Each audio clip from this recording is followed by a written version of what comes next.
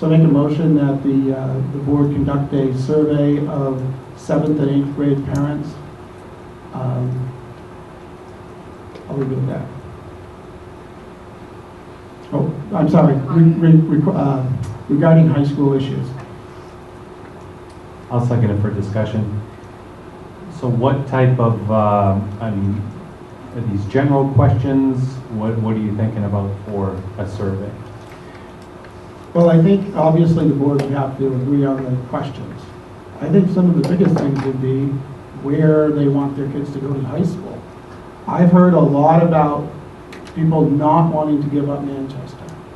But, you know, that's maybe if you're talking to 3 or 4 people and they all say that. So that's one of the big questions I have in my mind as we're looking at the 45, and is that enough, and these questions, is this, you know, the contingent that wants to stay in Manchester. So that's one big question that I have. And then I think we have the, you know, the occurrence of the Londonderry, 50 students going to Londonderry last year. Is that going to be something that people want to continue to do? So I think as we're getting ready to vote on whether we're going to vote to approve a contract that gets down to 45, it would be very helpful to know what the parents think at this point. So I'm not suggesting any particular questions, but some general ideas for good information.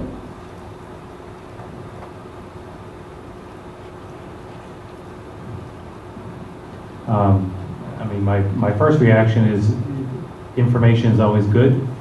But did you say 7th and 8th? I mean, why not 6th, 7th, and 8th? That's the upcoming. Well, we certainly could.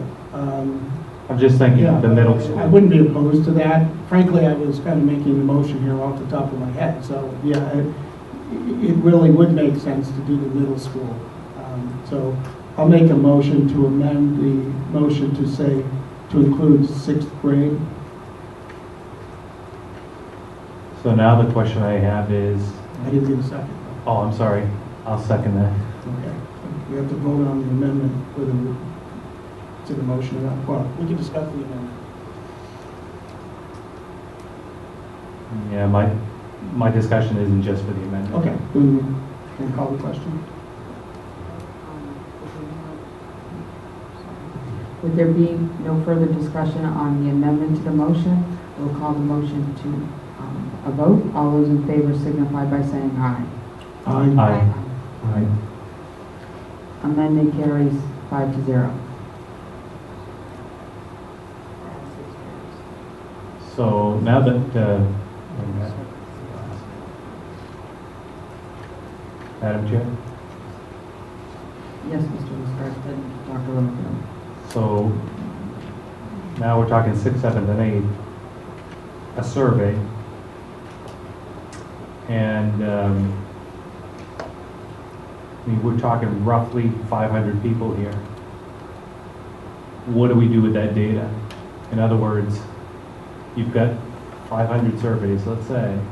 How do you compile that data to make it something that we can use? Well, that's what if we use SurveyMonkey, they have real good tools for pie charts, you know, get it whatever form you want.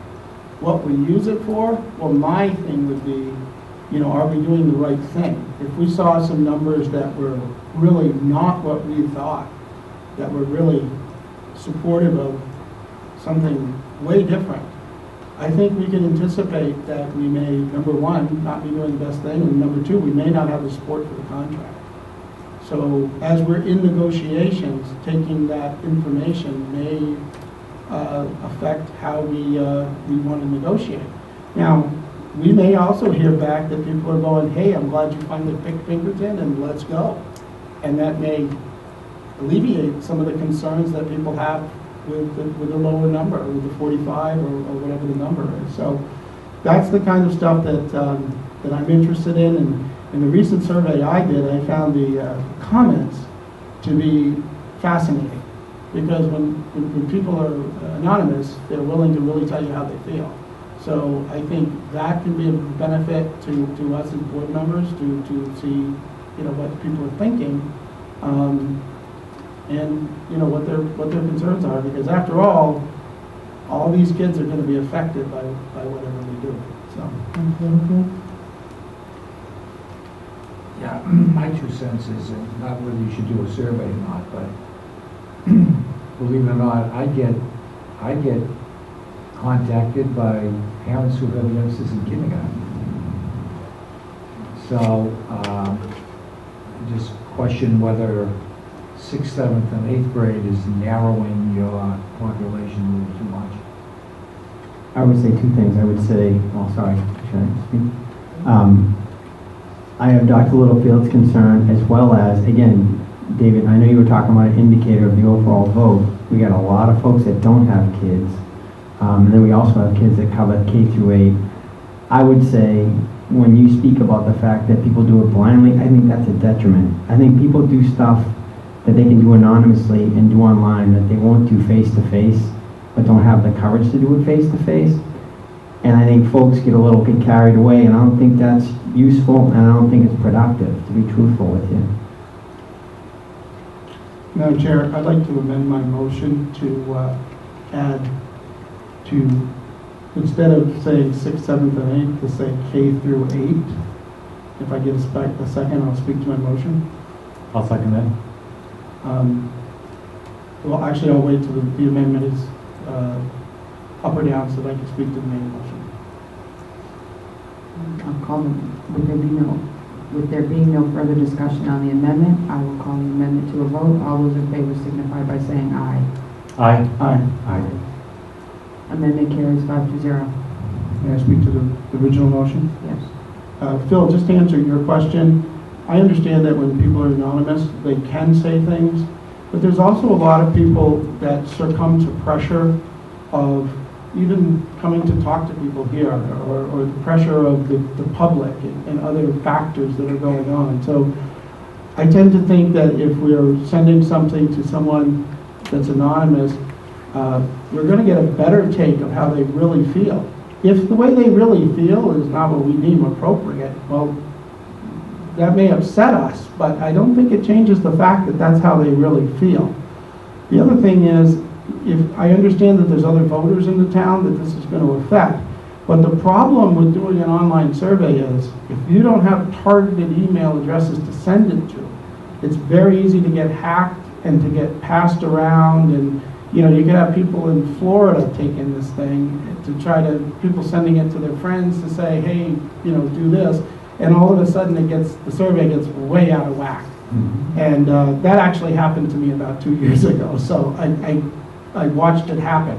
So I think if it were limited to the school and the email addresses that people have at the school, and then maybe there's a way to offer someone a paper if they do not have an email address on file. I don't know, if that's a concern, if we have a lot of parents like that.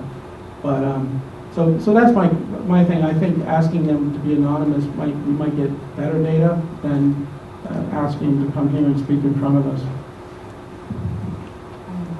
I don't claim to know a lot about SurveyMonkey, but I understand that 100 are free. When you're asking 1,200 people to fill out a survey, what is the cost of that? And we are currently in a spending freeze in this district, and we're going to spend money to ask people to fill out a survey if it has a cost. I mean, our schools can't spend money right now, and we're going to authorize, as the Hooksett School Board, to spend money on a survey. I just put it out. Madam Chair, my understanding is the school district already has a subscription. It's in the budget for $250 a year, and I believe that gives you pretty much unlimited. There may be a high-end cap on that, I'm not aware. I've had the plan before. And once you go for the plan, then you get all the analytical tools. You can tell me how many people said the word this, and it'll tell you out of all. But we currently in this school district have things in our budget that we have told administrators and staff, you can't spend the money. we're in a freeze. Is that correct, Dr. Littlefield? Is that my understanding what a freeze is? Yeah, let me answer the whole question now. Okay. The freeze that I have in place, and I impose it on the board, is only necessary expenditures. It's not no expenditures. But we do already have, I mean, just the board will know, we already have a subscription. Like, we're already subscribed and paid for. We use it quite a bit ourselves. The only thing that I don't know that we're checking on as we speak is whether there's a high end on, did you give an answer?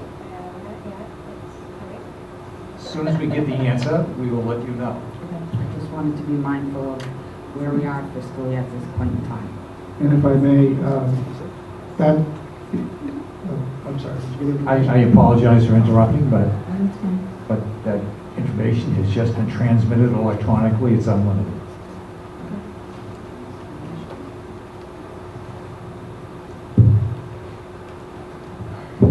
So I guess I'm wondering, David, so I'm trying to get my hands around what the primary benefit of doing this survey based on the fact that, number one, we don't have the specific parameters that Dr. Littlefield has, because actually I was forwarded the survey that you sent out by some folks, and obviously some of the questions, the way they were asked, you know what I mean, you look at it and I was like, why? But the other part of it is, again, a lot of it is the uncertainty that's going on right now. So if we get locked in on an exact number as far as out-of-district students, basically almost any concern that we've seen of any kind of magnitude from talking to folks, we're offering up choices on schools that border us all the way around based on the criteria we talked about. And we obviously, there were reasons why within the last year or so that everybody wanted out of Manchester, and I know there are some folks that still want to stay there, which is fine. But again, we also addressed that point. So at the end of the day, again, it's really about the specifics of what the anchor school looks like and the satellite schools, which is what we're calling it now, and the specifics of those agreements. And at the end of the day, we're going to have kids at all these schools ideally, but at the end of the day, it's, you know, whether folks want, currently, or in our old agreement, Manchester was the anchor school for lack of a better term. And the fact of folks taking what the agreement's going to look like at Pinkerton and lining that up against what Manchester looks like. So again, I don't get what the benefit of this is, other than the fact that you say if folks want to take pot shots at people or say we're doing a good or a bad job or whatever, but outside of the fact that we're doing what we're doing based on data and we're trying to give folks the most choices available and provide the best education for the kids, I don't get the benefit of it. Well, a couple of months ago, Dr. Littlefield said that it was our job to go to the grocery store and talk to citizens and see what they felt, and I agree with that. The problem is when you go to the grocery store, particularly Market Basket, you don't know if these people even live in your town. So things have changed, and it's harder to get the pulse. And I think if you go to the soccer field, you're going to get a certain position there based on people that are playing soccer and they're into that. So to me, what the benefit of this is that we get the data so that as we're making decisions, we have more data. The second one is that whatever we decide, people have been asked. And it is so important for people to feel that they're included and that somebody looked at their opinion and considered it. It doesn't mean that they did what they wanted, but at least people that are part of this were asked how they feel. And this being, you know, something that we have paid for, something that could be, you know, the questions would be agreed upon about the board. I don't see a downside to it. And if one of us members wanted to vote purely on that survey data, that's that board member's decision. You know, what they base their criteria on. I don't think that would be a good idea, but it is part of the whole big picture that we would get this data. So I would certainly support it, and I think we should move ahead. I mean, I just like the idea of, first of all, including K-8, because it is the future for these kids as well, and some of the people maybe have made decisions to move to Hooksett based upon schooling. A lot of people do move to an area. So I agree with you, Mr. Pearl. I think, you know, getting input from the people we're making the decisions for here is nothing but providing us another data point. And I think it's good. Yes, Bill, and then I have a question. Okay, so I'm thinking that I would be in favor of this again. I don't know what the questions will look like, or how many, but obviously if we all come to agreement on what the questions look like. I just think it's premature to do it right now. I think, again, I mean, this is part of what Dr. Littlefield was talking about. So if we're asking folks these questions, you'd like for them to actually have information in hand and be making a informed choice or decision or selection if we go A, B, C, D, or whatever. So I like the idea in measure, but I would be more inclined to, again, wait to see actually what Dr. Littlefield comes up with, and then again, we can go with the questions, whatever. I mean, I think I'm okay with it. Well, one of the things, while we're working on what does it look like, we may be able to have a board member or two board members work together to start formulating questions so that when we have what it looks like, where our survey is ready to go. My question kind of brings up something you need to think about in that you're going to pull email addresses from the school. We may have students who live in this district because one of their parents lives here, but we have two email addresses in the system because the other parent is communicated with, but they are not a resident of the town of Hooksett. And that does affect, not a significant number, but there are a lot of families who are divorced, or mom and dad don't live together right now. So that might be something we need to think about, that there need to be a criteria in the survey that not only do you have a student in Hooksett, but you actually live in Hooksett, because you may not like a certain choice if you don't live in Hooksett, but you don't have a bearing on the vote. That's just something in that sibling with people living in the same house that aren't really siblings, but they view themselves that way. That was just something that we should. Well, the way that I've tried to view these surveys, and I've done a number of them, is that one, if you notice something big is going wrong with it, like you're getting way more respondents than you sent out the request for. But if you think that the survey is fairly accurate, and a couple of these things happen, I think you can understand that. What you're really looking for is if there's big numbers. That's an alert is what I think we could get out of the survey. If something that comes out that the number is so skewed that we have to say, wait a minute, then you're not talking about whether a couple of people made the average go one way or the other. I think that's what, it's not scientific by any means, because we still are not, we're not doing it scientifically. But I think it gives us something to go on, and if there is a number that is an alert or astonishing to us, that may make us rethink our position. So, and the fact that we already pay for this service, it's very easy to use. And I think it would give us some great input, and it would be a low commitment level for the parent. They don't have to come here at a night and wait to talk or anything like that. Yes, John. I guess the only thing I would point out, David, is that the way you said that, you said if the results came in and they were one way, and you said we may have to rethink our position, the only thing I would add to that is it may substantiate our position. It may say we're moving in the right direction, so I think it's just a different way of thinking about it, but it's just, again, I think it's a data point. It isn't everything, but it could also support the board's decision. Well, I can give you an example from the recent survey I did. The list came out exactly as we did it the other night.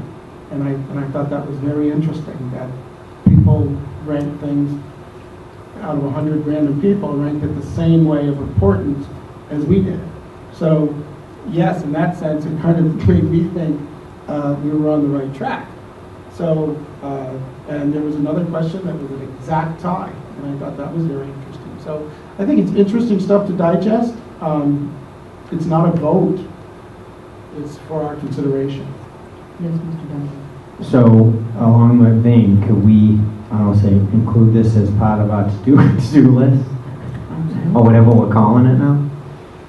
Absolutely. Yes, Mr. Johnson. And I think to Mr. Dembo's point too, we have to keep the questions as factual, if you will.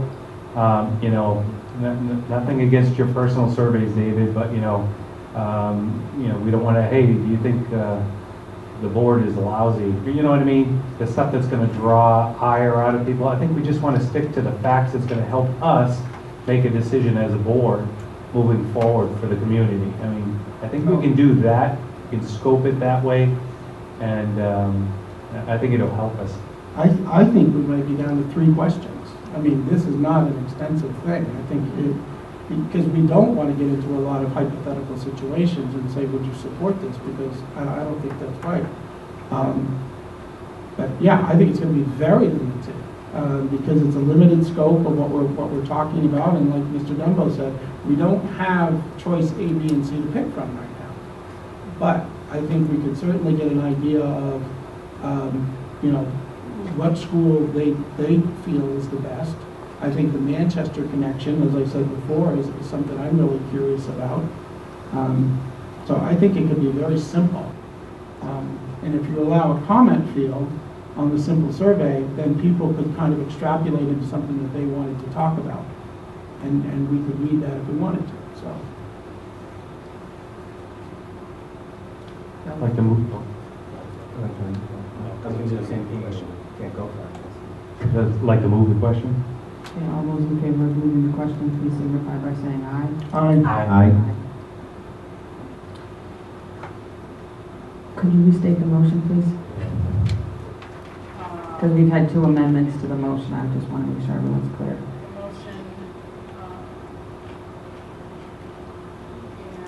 motion that the board conduct a survey of the K through